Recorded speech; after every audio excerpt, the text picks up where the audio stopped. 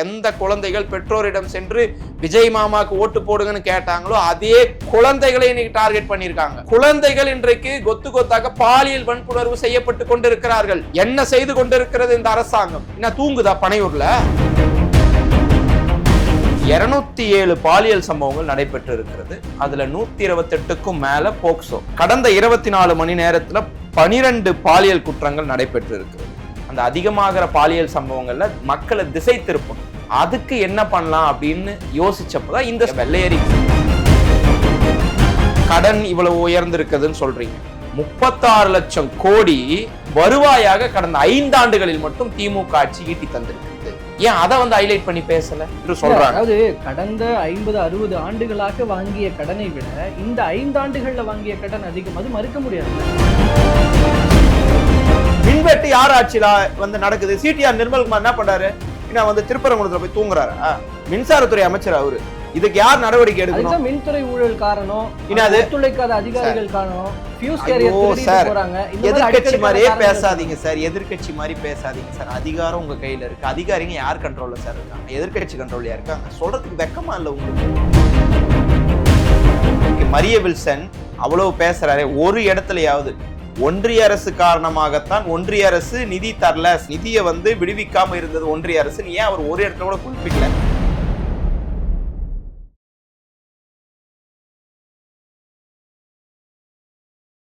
அனைவருக்கும் அன்பு வணக்கம். இன்றைய சிறப்பு நேர்காணலில் திமுகவினுடைய செய்தி தொடர்பாளர் திரு ரஜினி அவர்கள் நம்மோடு இணைந்திருக்கிறார். அவரிடம் தற்போதைய அரசியல் விவகாரங்கள் பற்றி பேசலாம்.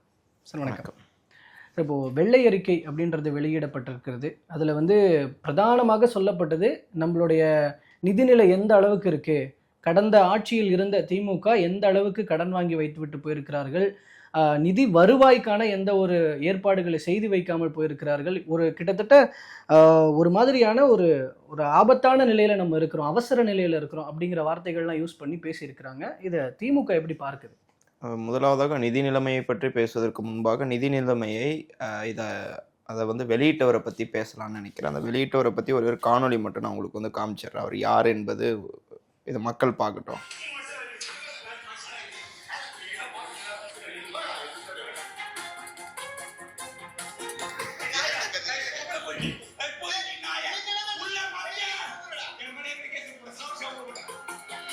ஓகே, இது நேற்றைக்கு மரிய வில்சன் அவர்களுடைய ஒரு கடந்த கால வீடியோ. அது இல்ல, அதை சொல்லிட்டு ஸ்டார்ட் பண்ணலாம். ஏன்னா மக்களுக்கு நிதியமைச்சர் யாருன்னு தெரியாது சார். நிதியமைச்சரை பத்தி அவங்க டிவிலே பார்த்திருந்தாலும் அவங்க அவர் யாருன்னு தெரியாது. மக்கள் பார்க்கிற மக்களுக்கு பார்க்கும்போது இப்போ பிரதானமா அரசியல்வாதிகள் இருக்கிறவங்களுக்கும் ஒவ்வொரு கடந்த காலங்கள் இருக்கும். அதை எடுத்து இப்போ பேசணும்ன்ற இல்ல. கடந்த கால நிகழ்வு என்பது வேறு.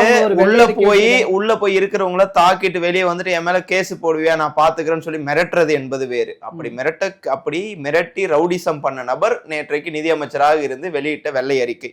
சரி, அவர் யாருனாலும் இருக்கட்டும், அவர் தப்பு பண்ணியிருக்காரு. இப்ப நீங்க சொல்றது போல அவர் தப்பே பண்ணியிருந்தாலும் அது கடந்த காலம் அப்படின்னு சொல்லிட்டு விட்டுறலாம். இன்னைக்கு அவர் நிதியமைச்சர் ஆயிட்டார். மக்கள் அவருக்கு வாக்களிச்சிருக்காங்க, நம்ம வச்சுக்கலாம் சார். இன்னைக்கு நிதி நிலைமை, அதாவது நிதிநிலை அறிக்கையை பத்தி அவர் சொல்லியிருக்காரு. வெள்ளை அறிக்கை கொடுத்திருக்காரு. இன்னைக்கு கடன் அதிகமா இருக்கு. கடனுடைய கடன் தமிழ்நாட்டுல திமுக ஆட்சியை ஏற்படுத்திட்டு போயிருக்கு அப்படின்னு சொல்லியிருக்காரு. அவரே சொல்லியிருக்காரு, திமுக ஆட்சியில அனாவசியமா எதுக்கும் செலவு பண்ணல. இருக்கிற வெல்ஃபேர் ஸ்கீம் இது வெல்ஃபேர் ஸ்கீம்ஸ் எல்லாமே ப்ராப்பரா பண்ணியிருக்காங்க.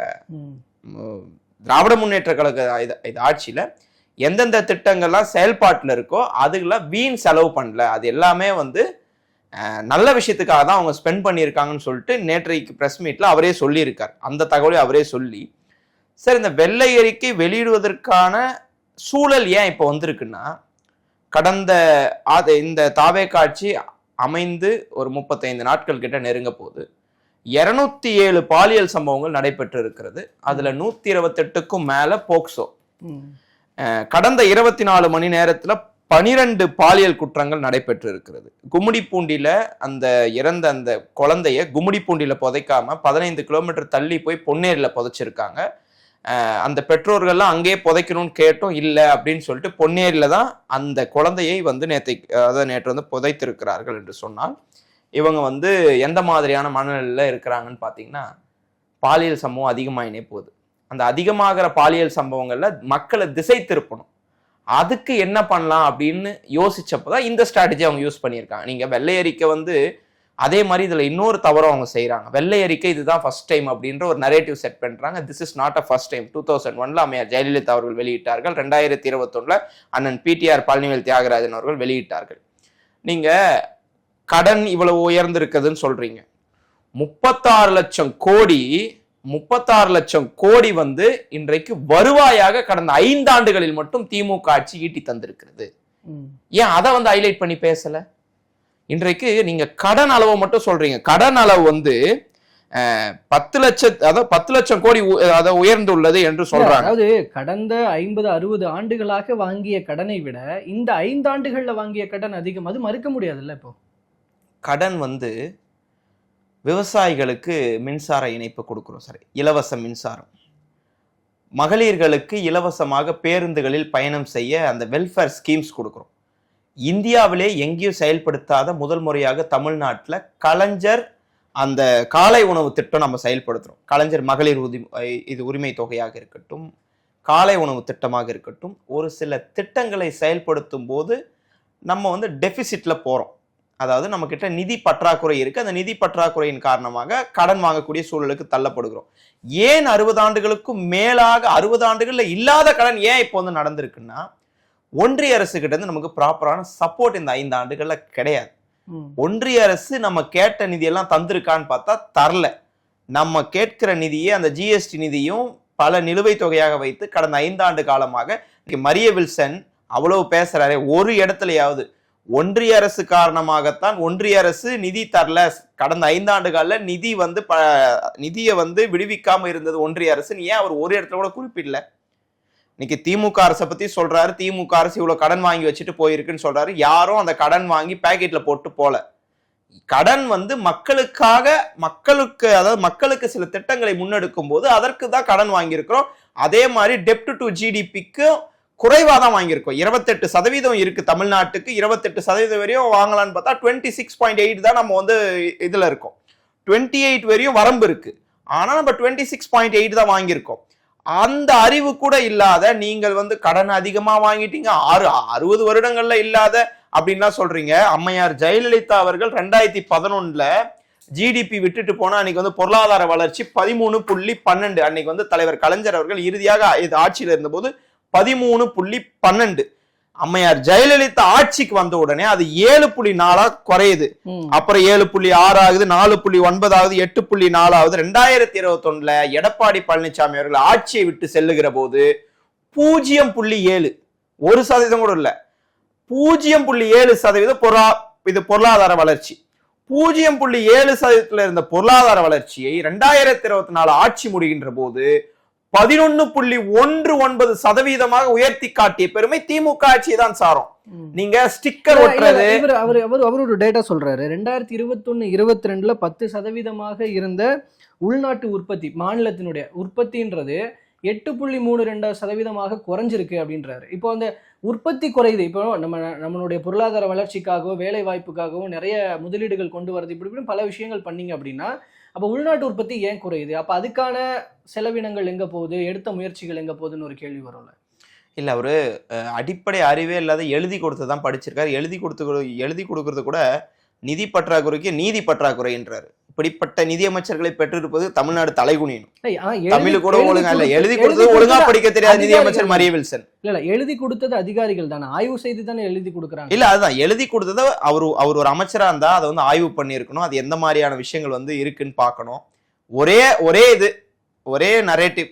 திமுகக்கு எதிராக நம்ம ஏதாவது பண்ணணும். பாலியல் வழக்குகள் அதிகமாயின போது நம்மளால கட்டுப்படுத்த முடியல. நம்ம திமுகக்கு அதாவது நம்ம ஆட்சியில கரண்ட் கட்டா திமுக, பாலியல் வழக்கா திமுக, இந்த மாதிரி வந்து வெள்ளை அறிக்கை திமுக போட்டு அடிப்போம்.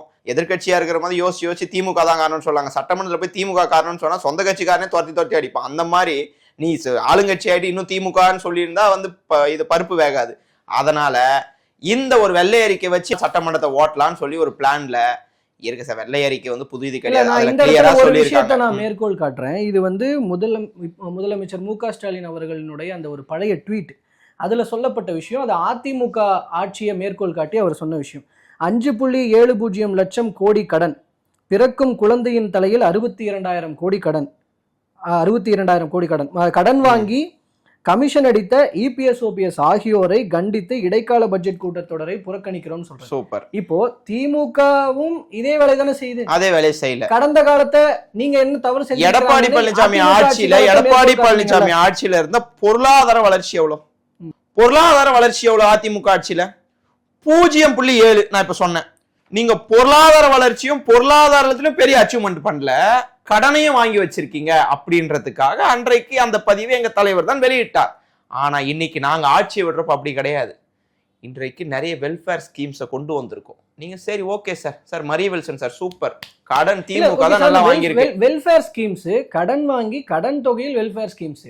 ஆனா வருமானத்திற்கான வழி என்ன? டாஸ்மார்க்கை தவிர்த்து, ஒன்றிய அரசு தவிர்த்து, சில வரிகளை தவிர்த்து வருமானத்திற்கான பிரதானமாக என்ன உருவாக்கப்பட்டது? ஐ கிளியர்லி ஸ்டேட்டட், தொழில் முனைவோரை, சிறு குறு தொழில் முனைவோரெல்லாம் உள்ள கொண்டு வந்திருக்கோம்.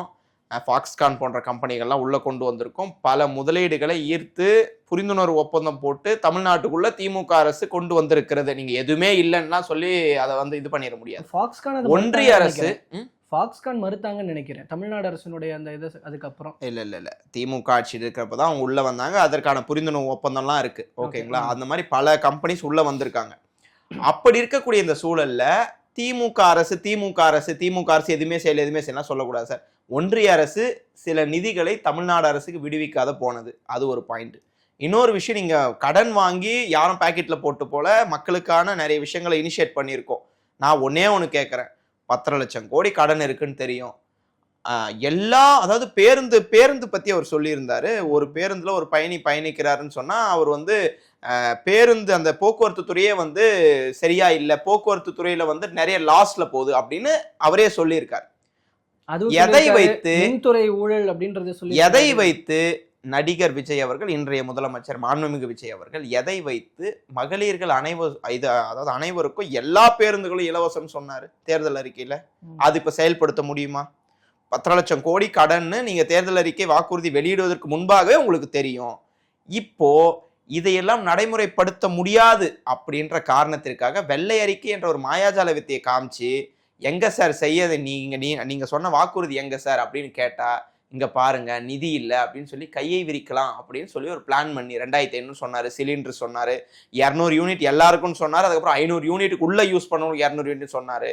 ஒரு வாக்குறுதியை கூட செயல்படுத்த முடியாமல் திணறிக் கொண்டிருக்கிறது இந்த தாவேக அரசாங்கம். அதை மூடுவதற்காக, அதை வந்து மறைத்து மூடுவதற்கான ஒரு செயல் தான் இந்த வெள்ளை அறிக்கையை நான் பார்க்கிறேன். இன்றைக்கு வெள்ளை அறிக்கைன்னு சொல்லி வர தாவேக அரசாங்கம் அதே வெள்ளை அறிக்கை வைத்துக்கொண்டு நீங்க வந்து சொன்ன எல்லா வாக்குறுதியும் செய்யணும். நீங்க செஞ்சு காமிச்சிட்டு, இது அவர்கள் கொடுத்த வாக்குறுதி எல்லாம் நீங்க செய்யணும்னா ஒரு வருஷத்துக்குள்ள 20 லட்சம் கோடி கடன் ஆயிடும் அந்த தமிழ்நாடு. தங்கம் தென்னரசு அவர்கள் அதுதான் சொல்றாரு. 20 லட்சம் கோடி கடன் ஆயிடும். நீங்க 20 லட்சம் கோடி கடன்ல நீங்க என்னத்தை பண்ண போறீங்க, மக்களுக்காக என்ன திட்டத்தை செயல்படுத்த போறீங்க அப்படின்றத அதான் மக்கள் பார்த்து கொண்டுதான் இருக்கிறாங்க. மக்கள் வந்து நீங்க திசை திருப்புறதுக்காக இந்த வெள்ளை அறிக்கைன்னு சொன்ன காரணங்கள் இந்த சட்டம் ஒழுங்கு பிரச்சனைகளும் மின்சார தட்டுப்பாடு அப்படிங்கிறதும் அந்த மின்தடை அப்படிங்கிறதும். ஆனா இதற்கு காரணமும் திமுக ஆட்சியாளர்கள் செய்து வைத்து விட்டு போன விஷயங்கள் தான். இப்போ திமுக ஆட்சி காலத்துல தான் இந்த குற்ற சம்பவங்கள் அதிகரிக்கிறதோ, போதைப் பொருள் புழக்கம் அதிகரிக்கிறதோ எல்லாம் அதிகரிச்சு. அதனுடைய விளைவு தான், நீட்சி தான் இது. இதை நாங்க கண்ட்ரோல் பண்ணிக்கிட்டு இருக்கோம், பட் அதுக்கான ஒரு டைம் எடுக்கும் அப்படின்றாங்க. இல்ல சார், நீங்க ஆள்வது நீங்க வந்து 35 நாள் ஆயிடுச்சு. இதுக்கு காரணம் திமுகன்னு சொல்றதுக்கு உங்களுக்கு வெக்கமா இல்ல? ஆட்சி ஆள்றது யாரு? அதிகாரம் உங்க கையில இருக்கு. எப்படி சார் அதுக்கு திமுக காரணமாக முடியும்? சார் திமுக இருக்கிறப்ப மின்வெட்டு ஆச்சா? திமுக ஆட்சி 5 ஆண்டுகள் இருந்துச்சு, இந்த மாதிரி மின்வெட்டு ஆச்சா? எப்படி அதோட நீட்சி நீங்க சொல்லுவீங்க? மின்வெட்டு யார் ஆட்சியில வந்து நடக்குது? சிடிஆர் நிர்மல்குமார் என்ன பண்றாரு? வந்து திருப்பரங்குன்றத்துல போய் தூங்குறாரா? மின்சாரத்துறை அமைச்சர் அவரு. இதுக்கு யார் நடவடிக்கை எடுக்கணும்? மின்துறை ஊழல் காரணம், ஒத்துழைக்காத அதிகாரிகள் காரணம். எதிர்கட்சி மாதிரியே பேசாதீங்க சார், எதிர்கட்சி மாதிரி பேசாதீங்க சார். அதிகாரம் உங்க கையில இருக்கு. அதிகாரிங்க யார் கண்ட்ரோல்ல சார் இருக்காங்க? எதிர்கட்சி கண்ட்ரோல்லையா இருக்காங்க? சொல்றதுக்கு வெக்கமா இல்ல உங்களுக்கு? அதிகாரிங்க உங்க கண்ட்ரோல்ல இருக்கிறாங்க.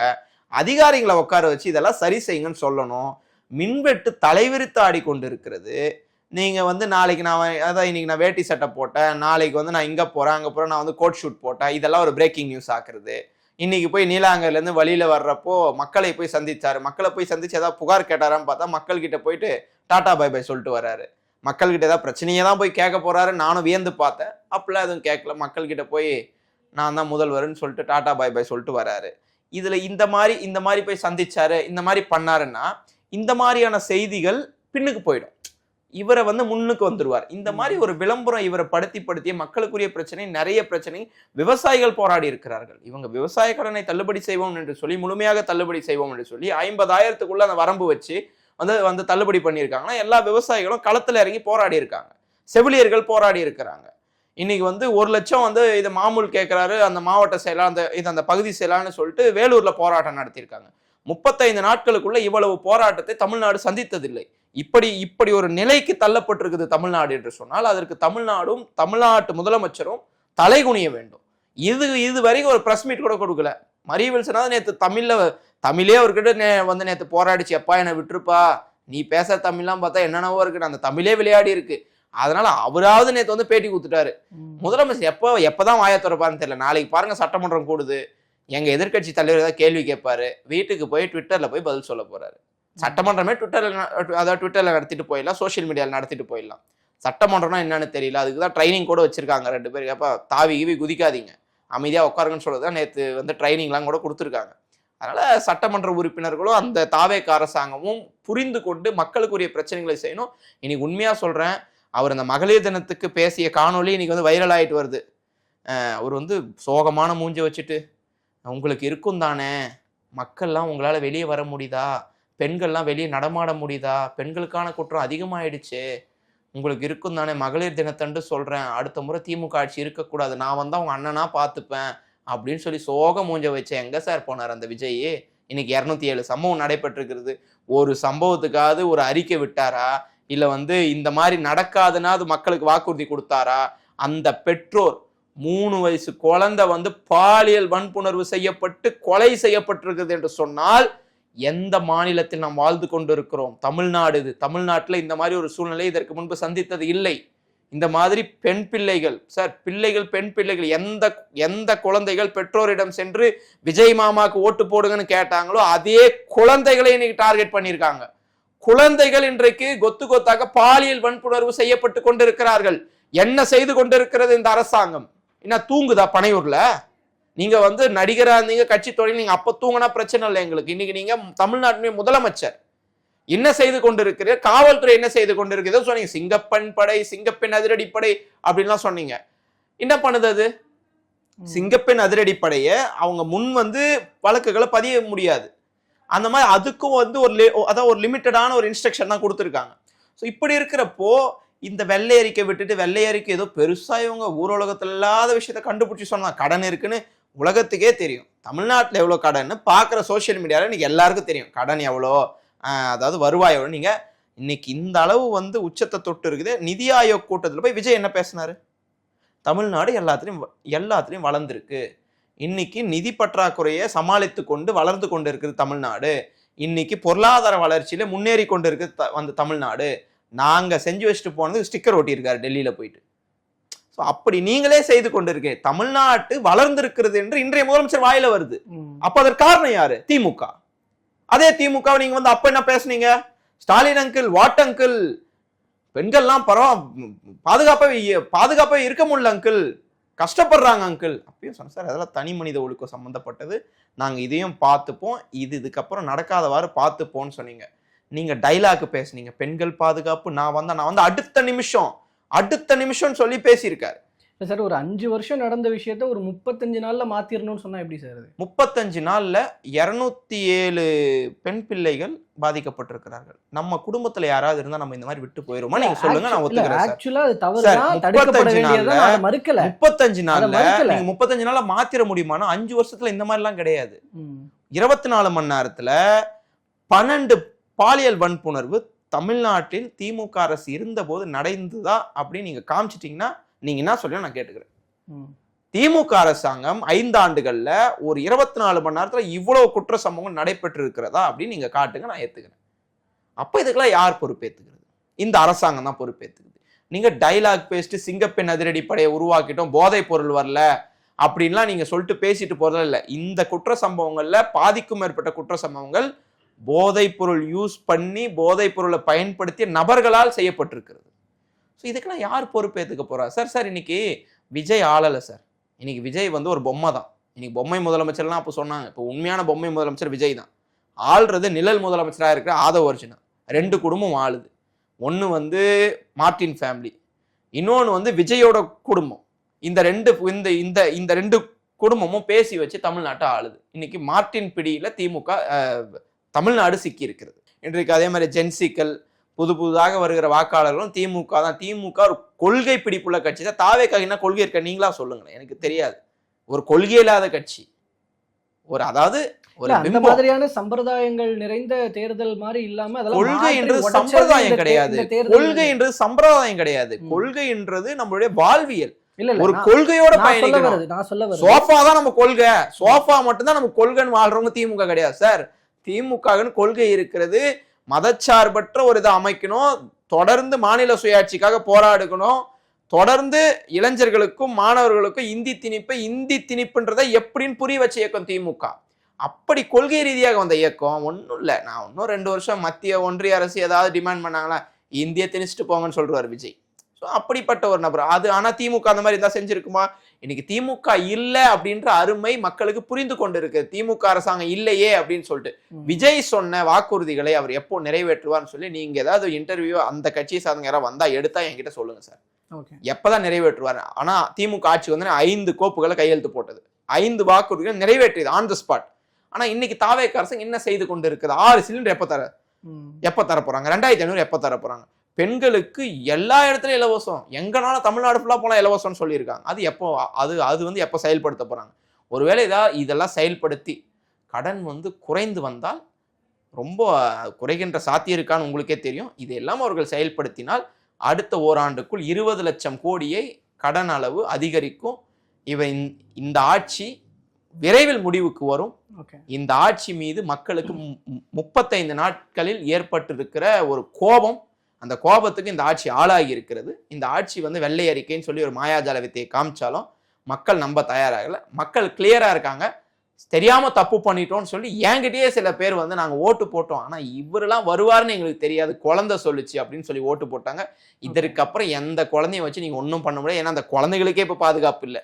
அதனால அந்த குழந்தைகளே மாறிக்கொண்டிருக்கிற தாத்தா பாட்டி, ஐயோ எங்களுக்கே பாதுகாப்பு இல்லை, உங்களை நான் தெரியாம சொல்லிட்டு அடுத்த முறை திமுக ஓட்டு போடுங்கன்னு சொல்லி அந்த குழந்தைகளே மாறிக்கொண்டிருக்கிறார்கள். அதனால தாவேக்காவுக்கு முடிவுரை எழுத மக்கள் தயாராகி விட்டார்கள். இன்னும் நீங்க உடனே சொன்னா திமுக அகங்காரத்துல பேசுது 6 மாசத்துல ஆட்சி கவுளுன்னு சொல்லி. ஆட்சி திமுக கவுளாது, மக்கள் உங்களை கவுக்க போறாங்க. அதுதான் அதற்கான மீனிங். பார்ப்போம். பொறுத்திருந்து பல்வேறு தகவல்கள் மற்றும் கருத்துக்களை பகிர்ந்து கொண்டமைக்கு ரொம்ப நன்றி.